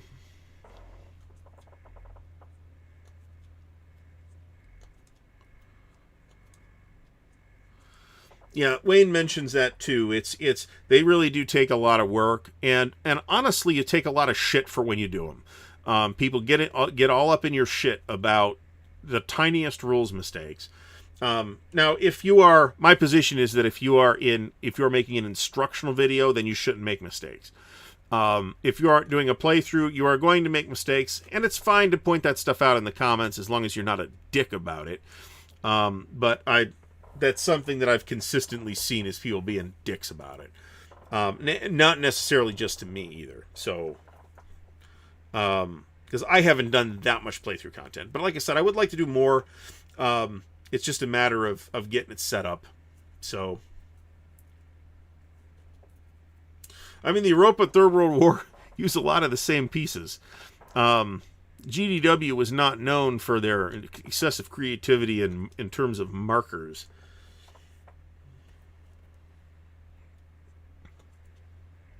Everybody makes rules comments. So E4 Airman asks about BCS Starter. Really, any of the games are fine. They all have small scenarios in them. I started with Baptism by Fire. That's the smallest of the 4 games that's available now. I think the better option is Brazen Chariots, because Brazen Chariots has the colored formation stripes. I think that's where you should start now. However, once Ericor comes out, then that will be even smaller than Baptism by Fire, and we'll have all the latest BCS bits and bobs. But I don't expect Ericor till mid-next year, maybe, something like that.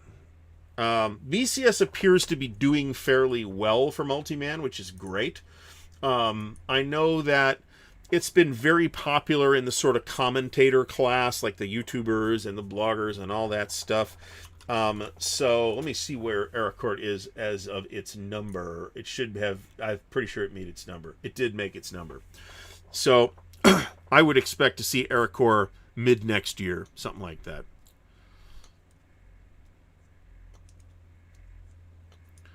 Battle for Normandy is a good game. Was very pleased with it. I have pre-ordered the new edition. I will absolutely buy that.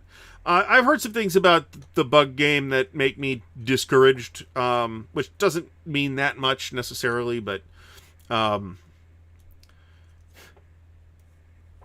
it's not really a thing that's on my radar. Let me put it that way. Stigler, you're right about that. That has happened. But so the difference, though, is that nobody but him is doing like a review at the end, right? You might do like a rap, and I did this. I did a rap video where I said, "Hey, I like this, I like this, I like this." That's not really a review. That's just me, giving impressions. If you're positioning it as a review, then I think you are obligated to make sure you're getting the rules right. On the other hand, there are plenty of examples of games where the rules are harder to get right because of various presentation problems. So that's an issue. And certainly you could sense Enrico's frustration with something like A World at War. Those are fantastic videos, by the way.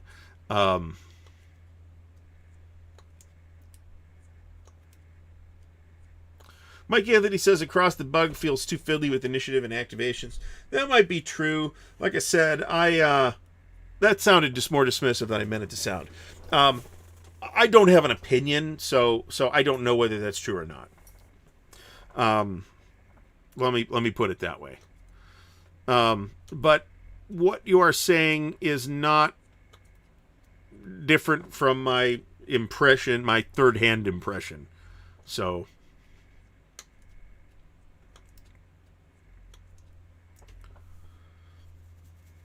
at some point, we're doing a lot of playthrough content during the pandemic too. It was. I'll be completely blunt and say that I was unemployed during part of that time, and it is much easier to make YouTube channel content when you are otherwise unemployed. So that's a factor that we should bear in mind, right?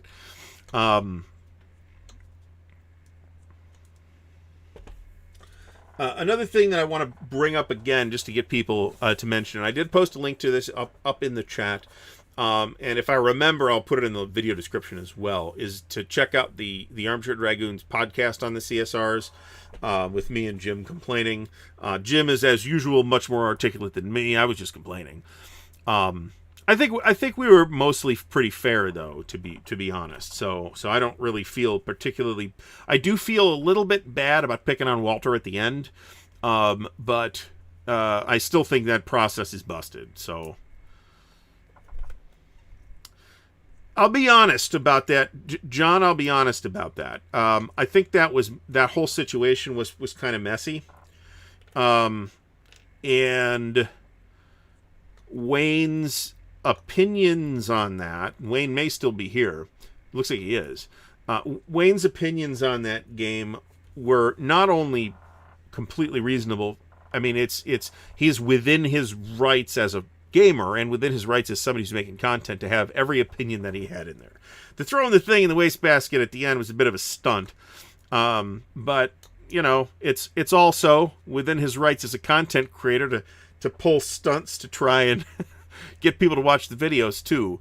I won't say I've never thrown a game in the wastebasket, but I've been maybe more provocative than, or created an appearance of greater provocativeness than I actually have in the past. So I can't blame him for that either. The problem there was that the designer got into it with Wayne publicly, and a designer is never going to end up coming out of that scenario looking like anything but an asshole. It was the guy's first design, Joe Carter, I think, his first design. I hope that Joe is not discouraged by that and that he goes on to produce games that get received better than Devil Boats did. Devil Boats was not well received, but you know, you can't win them all either, right? So, is any rage quit? Yeah, see, that's the thing, is you're not going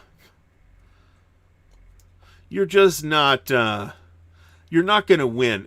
You, meaning the designer, is not going to win getting into it with critics, which is the space that Wayne in this case occupied in a public forum. It's not that it's bad form, it's that it looks bad. It just looks bad. So I would watch that video, Wayne.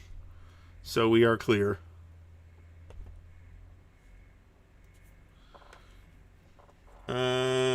Second Armored. Martin's right about that. I mean, again, you know, if you really hated the game, you really hated the game. And to be fair, like I said, I don't think anything that Wayne said was really unreasonable. I watched the video too. So Stigler, of course, points out that, I mean, what is the right place for serious wargame discussion? I mean, you can have it on BGG. You can have it on Console World. You can have it on Facebook. But in all of those places, there's an unfavorable signal to noise ratio, at least at times. So that's part of the issue. I mean, we don't have how should I put this? We don't have like a central, the closest thing we have to a central community hub is Console World for wargaming. And John is working to evolve that into a more modern site, kind of as a back end deal where he's adding things like the social platform rather than necessarily eliminating existing parts of it like the old forums and stuff like that, which are exceptionally primitive. Let's face it. There's also a lot of those folders. Now, the tone of Console World is very dependent on what folder you're in. In some places, it's very cordial and professional and everything's great. And in other places, it's a complete snake pit. So, which is also true of BGG, but BGG is it's less segregated into those individual silos, you know?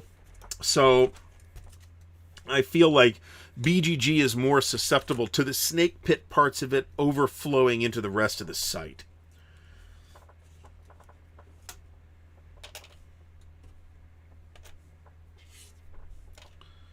Second Armored. Hopefully we're doing this correctly. 14th Cav. 14th Cav.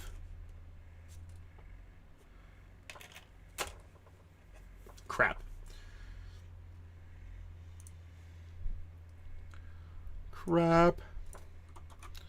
I see. I found a problem.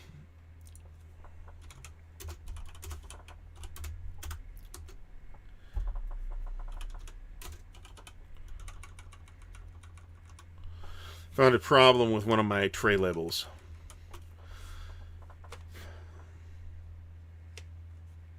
I think the bigger issue with Devil Boats is that there's not really decisions to make, and also that the game is failable by random roll on turn one. That's problematic.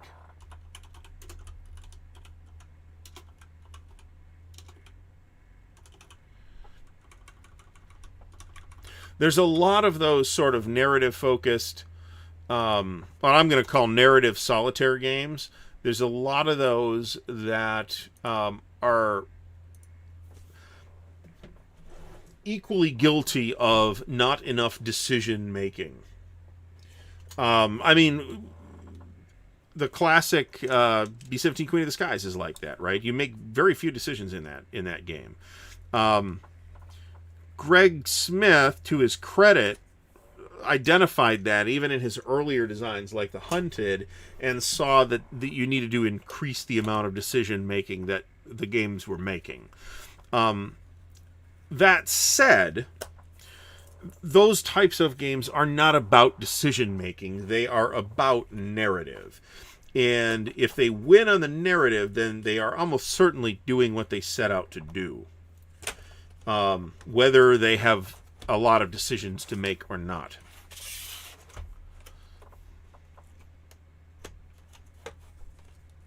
I mean, there's all kinds of things I could complain about on BGG, to be blunt. All right, we are at 10 minutes to go, so if folks have last-minute questions about Compass Expo or the CSRs, now would be the time. I don't think roll and writes are war games. I'm not. If there are roll and writes that are war games, I am unaware of them. Let me put it that way.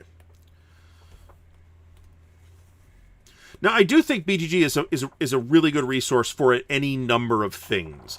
I don't think BGG is as effective as it could be as a community hub. But, then again, BGG is not intended to be a community hub for wargamers.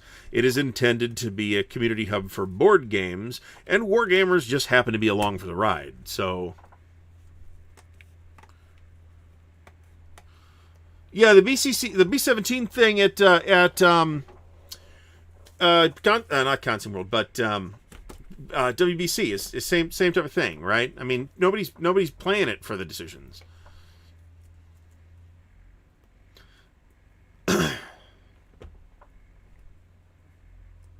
Well, yeah, Perfidious Albion, you're right. That's exactly right.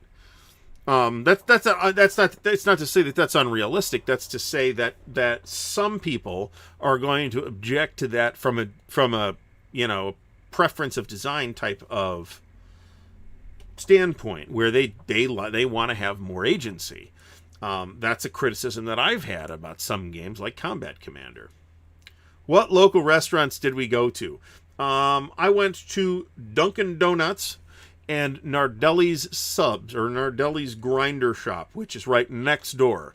Nardelli's is excellent, by the way. The only problem with Nardelli's is that it was closed on Sunday, which sucks. So, I have not looked at the Bismarck Solitaire book game, but I am aware of it. I was aware of it before Dan mentioned it on his show last week. I don't think that's for me. However, I have no problem considering that a war game. Is it a traditional war game? Maybe not, but so. And furthermore, I appreciate, whether this particular experiment happens to be successful or not, I appreciate that Worthington is conducting it. I appreciate that Worthington is trying to create a new type of thing in the wargaming space. So I would like to see them continue with, I wish them well on this endeavor and would like to see them continue with it.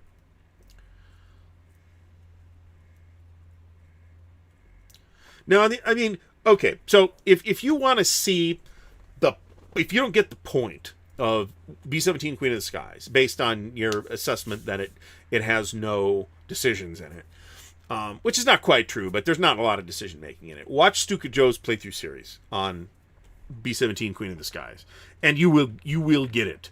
It is about that story, and the story is neat. Wayne, let me link that Charles. That's not it. Shit. Hold on a second. Wayne, I'm gonna put a link to the Armchair Dragoons podcast in the video in the chat right now. So there you go. Wendy's frosty machine was broken. Man, you can't even get a Frosty. That sucks. Apparently, That's a thing that's happening now. Is like it's really hard to get your Frosty or McFlurry machine fixed now. So I was very pleased with Nardelli's pastrami, by the way. I mean, I live in Ohio, right? You gotta murder somebody in an alley to get a decent piece of pastrami in this town. But I was pretty impressed with it. And the bread was pretty good too. Like to try their. I was gonna try the corned beef on Sunday, but they're closed. Damn it. So consider that. So if you really need Nardelli's on Saturday, on Sunday, buy the sandwich on Saturday, I guess, is the takeaway here. I didn't do anything other than that. Mo might have gone to more places than I did. John might have gone to more places than I did. But I did. The most expensive thing I ate the entire time was the lobster roll I got at the Hartford airport, which was $20, and which was okay. It was like, I was like, well, okay, it's fine.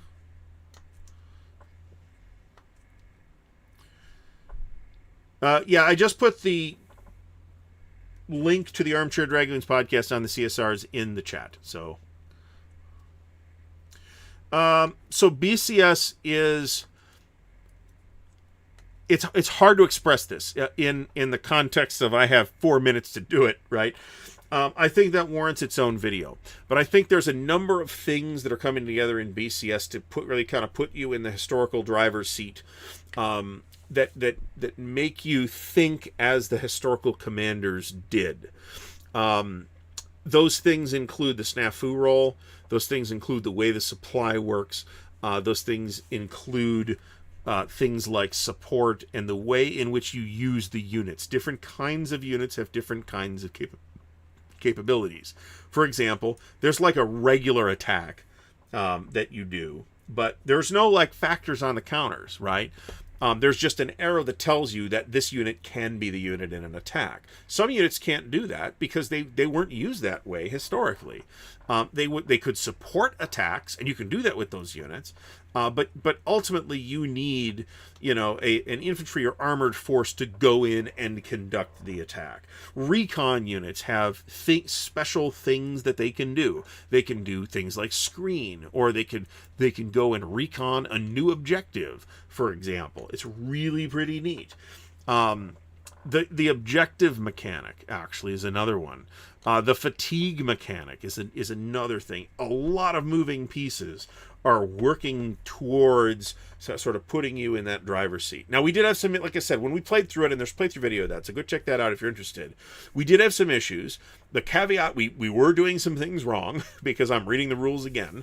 We were doing some things wrong, or those rules have changed, which is also possible. And a couple of tweaks have been made to the system. Now, some people will tell you that they were changing the rules all the time, and while there's a kernel of truth to that, don't overassume on that. There were a couple rules that kind of went back and forth for a while before they settled. That was not like any major rules evolution. The game right now is 98% the same game as it was when last Blitzkrieg came out. So, and it should be pretty stable. They have made some improvements to the rules for artillery that I think are changes for the better. The most crappy sandwich? I mean, the lobster roll sandwich that I had was not... I mean, it was okay. It was okay. It was like $20 for this? Really? I mean, it's lobster, so what do you want? Oh, the cow brain sandwiches. I would totally eat that. I've never had that, but I would totally have that. Sheep bladder, I don't know about that. But I wonder if they have haggis sandwiches in Scotland. I'm going to have to look into those. Bald and Bankrupt on YouTube. I might have to check that out.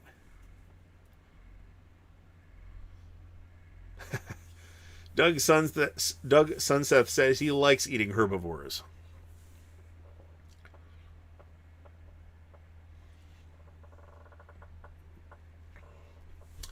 I've had tongue before. It's not that bad. I don't know that it's best treated as a cold cut, however.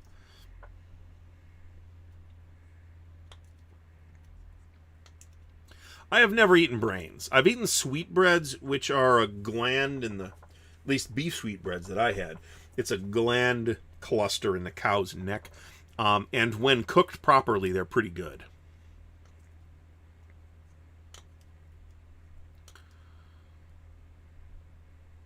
See, Marty says $20 is cheap for a lobster roll. I'm not a fan of Chick-fil-A, not because of any thing that they're doing, because I don't actually like their sandwiches. I like Popeye's chicken sandwich quite a lot better. I got a Chick-fil-A sandwich at one point that was like aggressively actually gross. So it is in fact awful. I've had tripe. Not that crazy about it. It's got a unpleasant texture, let's say. Blood pudding I have no problem with whatsoever. I've had blood pudding. I wish I could get blood pudding here, actually. Never had chitlins. I would try chitlins, but I wouldn't go buy. So if you buy chitlins here in Ohio, at least in Columbus, you have to buy them. They buy them frozen, and they're like in this giant, like 10-pound barrel. And it's like, man, I wouldn't mind trying this, but I'm not going to spend $20 on this just jug of chitlins and then not know what to do with it. I will be happy to accept that rebuttal video.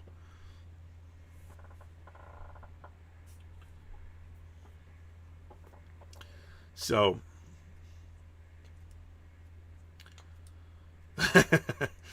Marty says awful is better than Skyline chili. Skyline chili is a blasphemy. It's also, I mean, the problem with it is that it's called chili. Oh, Mickey, you're killing me here. We've got tons of Popeyes here. I've got 2 Popeyes within theoretical walking distance from me.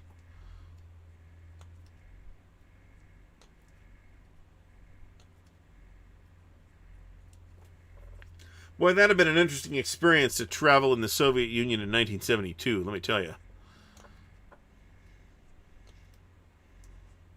They don't need Popeyes in Chicago, they've got Binny's. Which, for those who don't know, is a liquor store. So, Popeyes is in the Philippines. So, I mean, I don't know. I like Popeyes quite a bit, actually. Their sides are weird. Not crazy about their sides, actually, but the chicken sandwiches are really good, and the fried chicken is pretty good. I don't like their strips either. Now, when we went to Colorado, I tried to get people to go to the Rocky Mountain Oyster Place, and nobody wanted to do that. And it turned out, when I looked at the prices, it was really expensive, actually. So I would absolutely try that. I got no problem trying that. For those who don't know, Rocky Mountain oysters are bull testicles. So they are, at least at the place I was looking at, they are sliced and breaded and deep fried. So we have churches here too, actually. I don't live in the greatest neighborhood. So Bojangles in Charlotte I actually had Bojangles at the Charlotte airport, and it was pretty good. Their fried chicken was pretty good. So I guess we've stopped talking about war games at this point. I mean, I'm happy to talk about food too, but the biscuits from Bojangles are also pretty, and I'm not the world's biggest biscuit guy. Their biscuits are pretty good. I suspect because they brush them down with butter. And because there's a lot of salt in them, but they're pretty good biscuits. Now, I got to try Filipino food at some point. I really want to do it. My wife is totally not interested in that culinary adventure. So we do have like one Filipino restaurant here in Columbus, Ohio. I suspect that those steamed would be kind of gross. I would prefer the fried ones. I mean, you can deep fry almost anything and it turns out good, right? Stigler, thanks for stopping by. All right, so we're at 10:04 at this point, and I really need some water. So I did not get enough water. One problem with flying too is, unless you rent a car, which I considered, but it was going to cost me another $100 than Ubering would. Is you're like stuck there, right? So I could have stopped at a Walmart or whatever and bought a case of water and some whatever, and Balut I'm not doing. I am reasonably adventurous food person. Balut I am not touching. No. I'm not even describing what it is. It's gross. I don't know. I mean, people like it, but I ain't eating it. No thanks. All right, everybody. Let's start wrapping up here. So, no RPG video tomorrow. There might be one next week. Wednesday we are streaming with Dan at 6:30 p.m. Eastern Standard Time. We are back to Standard Time, so tune in for that. No idea what our topic's going to be, but it might be just an hour of me yelling at Dan. That's happened before. Over the course, and there'll be an unboxing on Thursday, which will tie into the Armchair Dragoons Unboxing Day, which will be something from Compass Expo. We'll be cranking on those unboxing videos while I wait for the rest of the stuff to arrive. In the meantime, I have 2 videos from Compass Expo that I can start working on as of like tomorrow. And those are the interview video with Mike Wilner over the Prelude to Revolution game, and which like I said I liked a lot, and I'll have like a voiceover talking about my impressions on it as well as the interview with Mike. It'll be maybe a 10-minute, maybe it might even be 20 minutes. We'll see, but it won't be super duper long. There will be a Compass Games wrap-up video where I'll do the slideshow and all that jazz.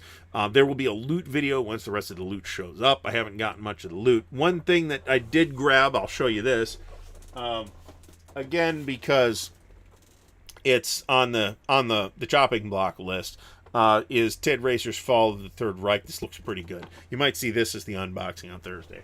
And of course, Jaws of Victory, I already did an unbox. I did a buddy unboxing of that. Thank you, fucko.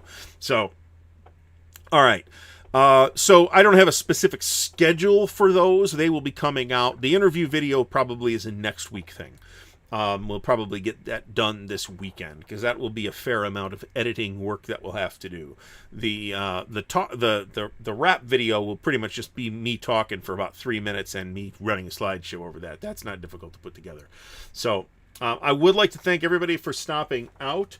Let's run the numbers real quick. Looks like we topped out at 129, I think. Is that right? Well, we'll find out in a couple of minutes, which is, I think, just over the previous record. So I would like to thank everybody for stopping by. If you were hoping for controversy, I don't think I've been incredibly controversial tonight, but at least I have pointed you to the more controversial CSR video thing. So there's that. Yeah, we hit a record by about 10. Previous record, I think, was 115. So once again, thanks everybody. I would also like to thank Compass Games for putting on a great show. I would like to thank all the folks that I talked to and gamed with and got to hang out with and meet at the convention. I had a great time.